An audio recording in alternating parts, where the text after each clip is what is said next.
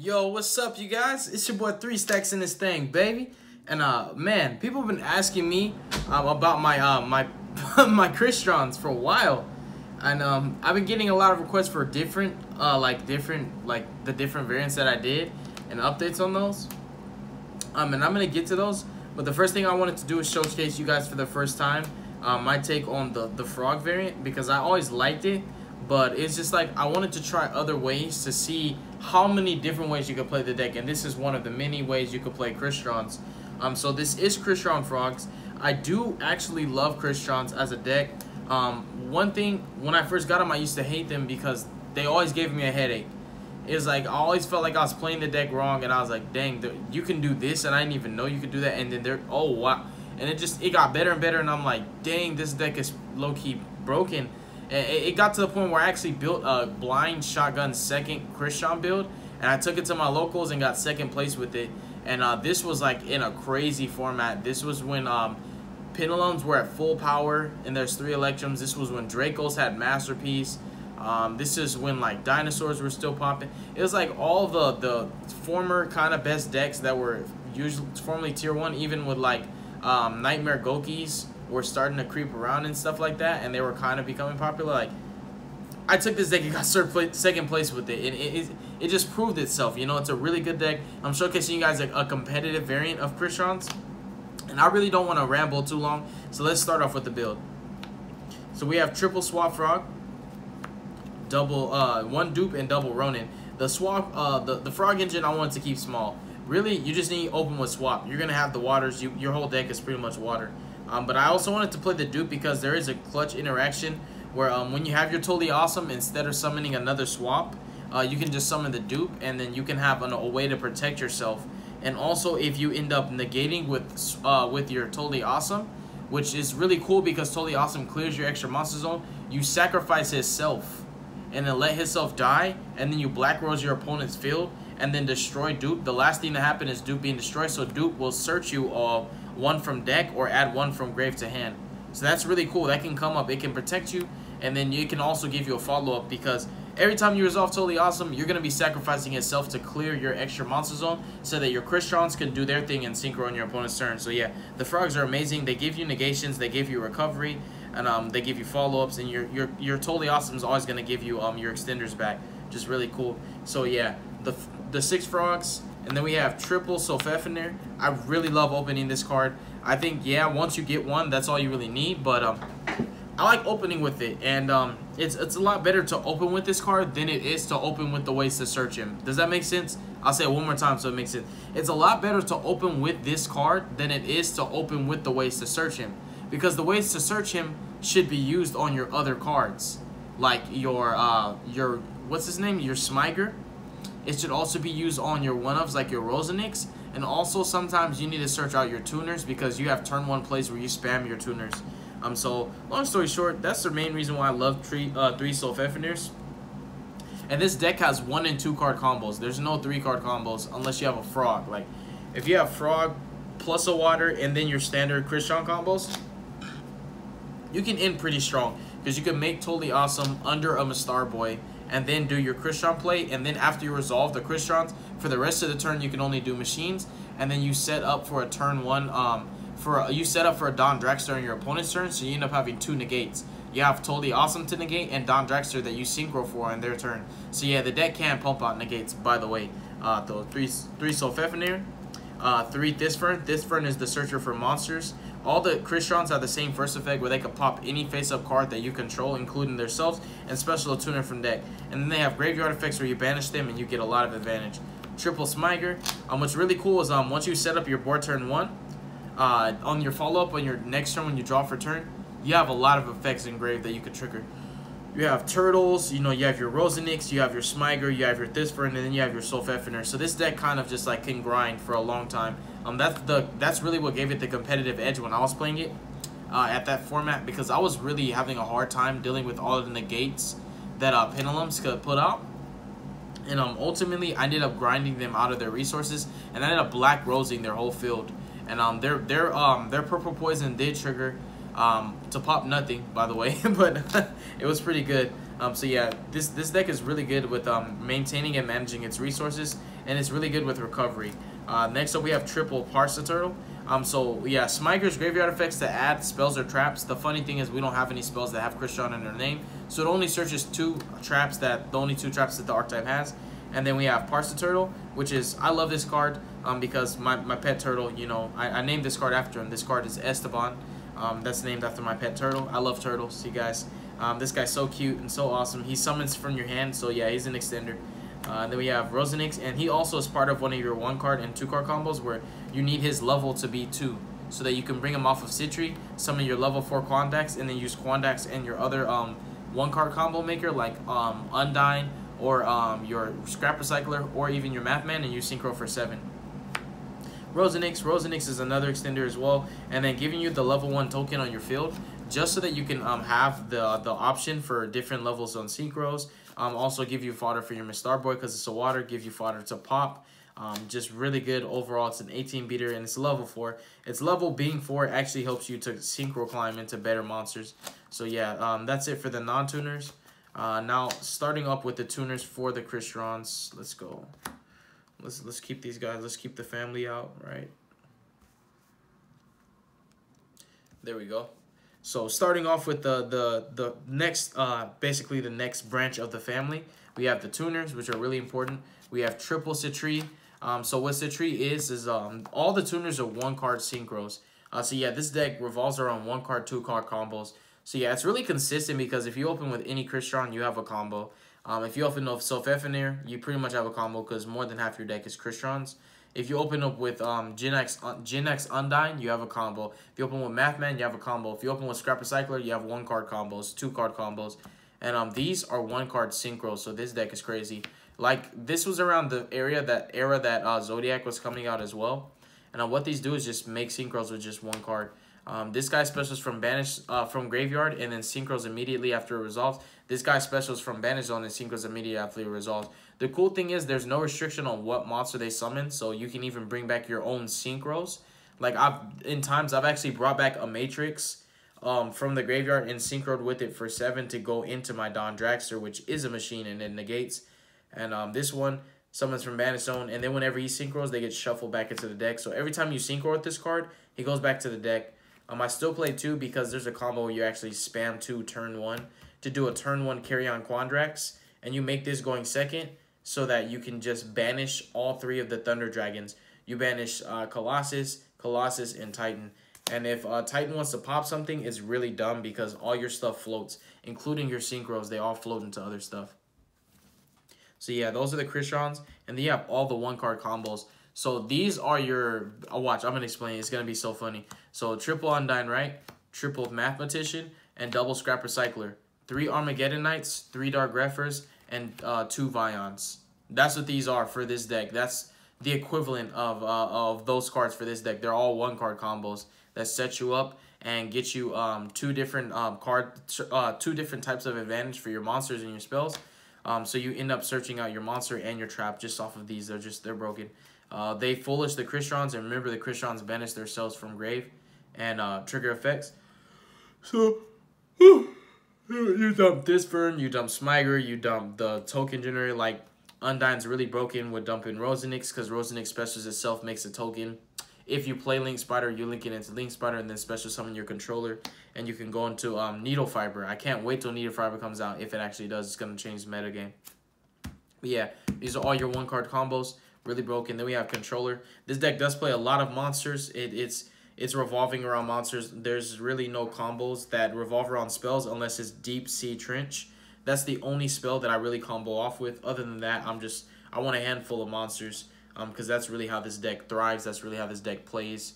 But keep in mind that every monster basically is a 1-card combo.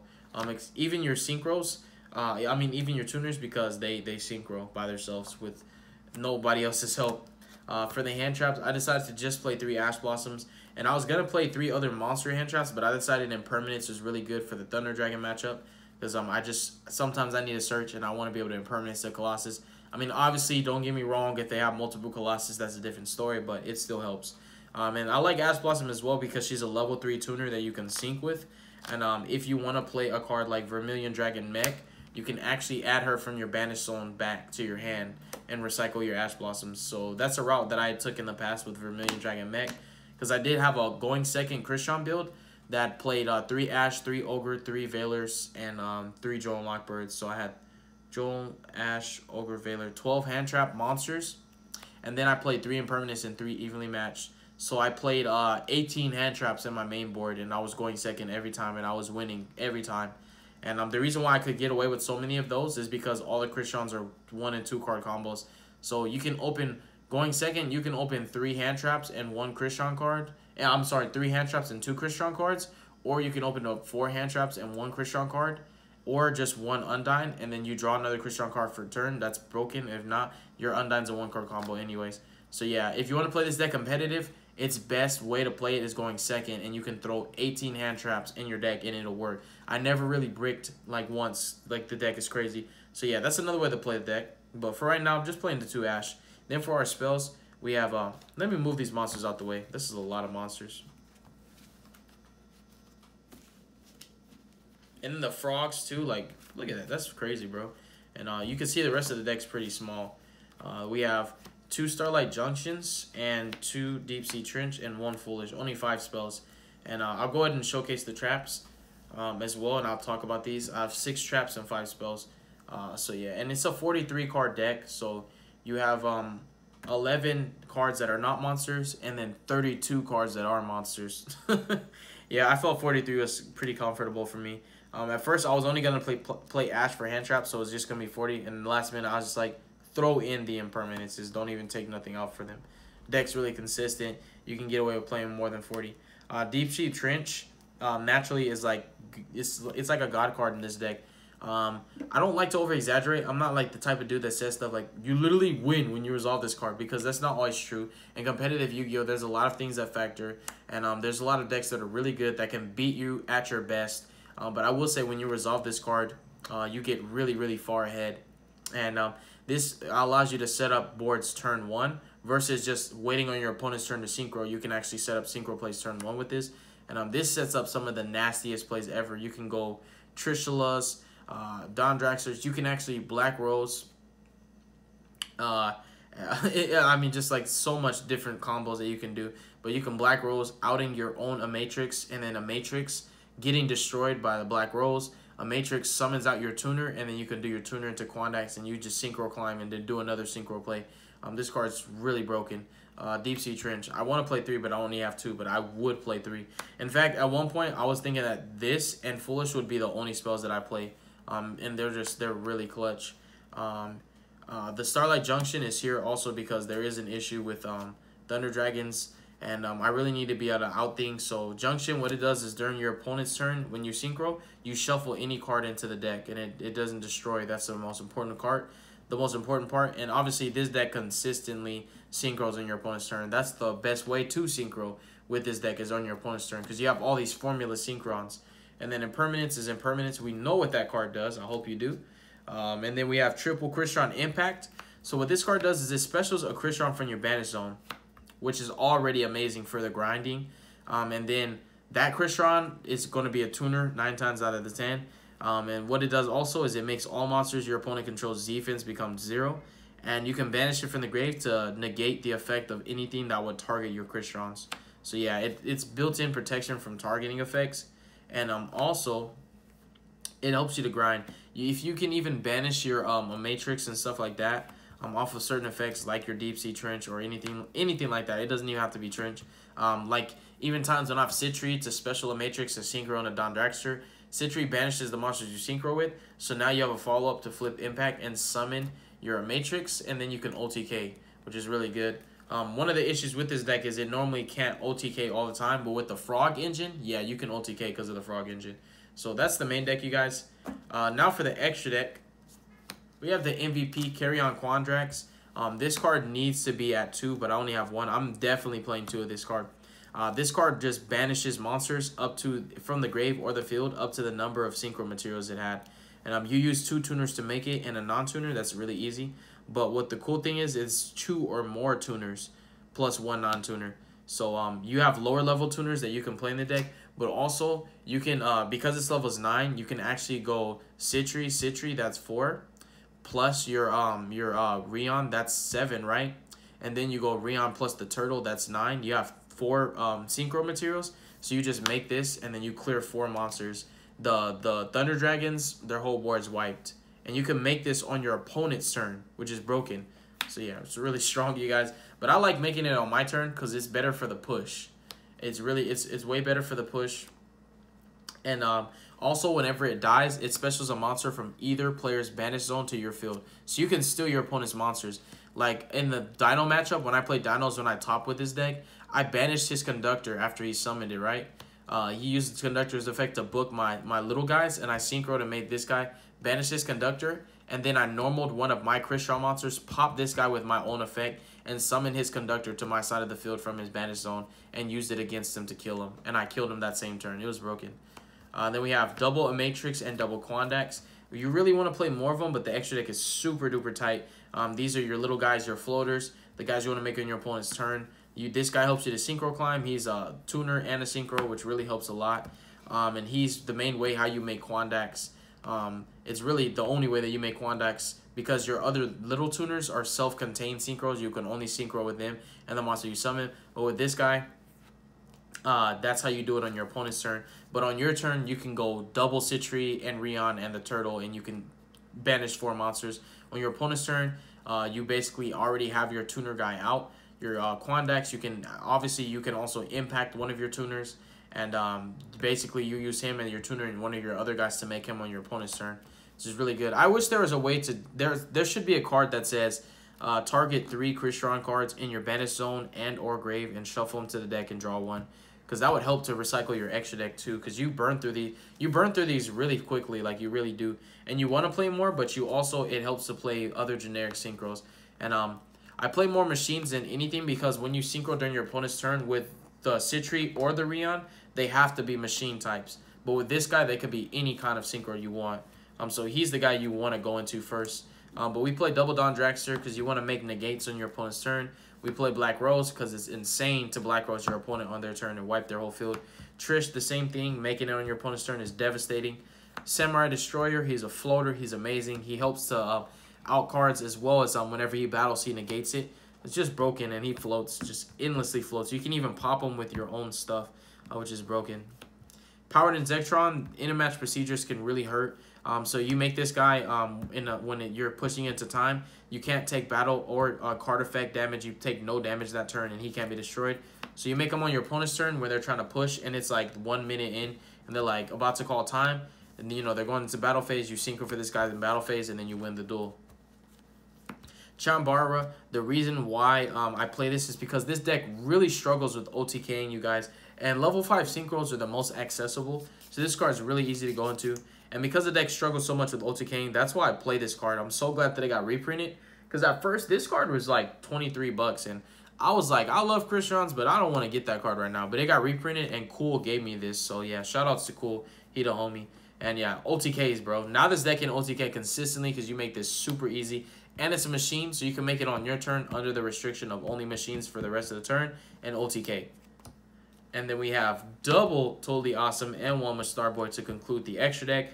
Totally Awesome is just it's way too good. I play 2 because sometimes the first one gets used to add a different water monster and not itself. And that's where the second one comes up a lot. Obviously, you can just play 1 and just keep recycling it that way. But also, when your hands really get good, you can summon 2 of these guys. Which is really broken, you guys. It's really broken. Because, like, if you don't end up negating with the first one and he ends up staying, or you negate with him by sending something else, because, like, you set up with my Starbright easily because of Rosenix and Gen X Undyne, and you special your Swap Frog, obviously, so your normal goes to Undyne, you basically end up getting to summon a second Toad because this one stays. Because you can, like, sack off your dupe or your swap that you summon off of him if you want.